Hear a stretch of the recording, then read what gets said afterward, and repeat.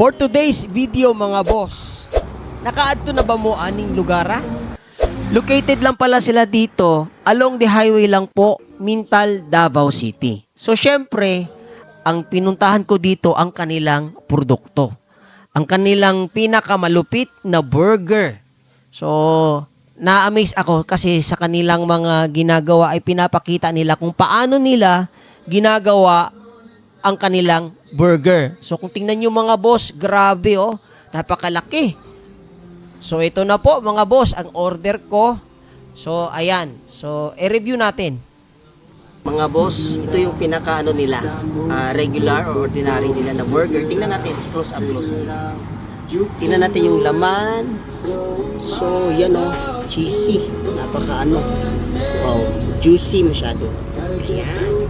Tsaka ito naman yung cheese. So, nahan natin ha, buksan natin. Oh, wow, napaka-cheesy, napaka-creamy kanilang burger. Quesadilla nila, oh. Sarap. So, ito naman, yung, ayan, oh. Ito yung bacon. Ito yung bacon, guys. Napaka, boss, sarap.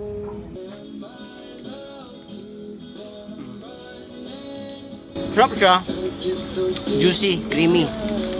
Saka, mabigat masyado sa tiyan. So, busog ka talaga. Busog ka.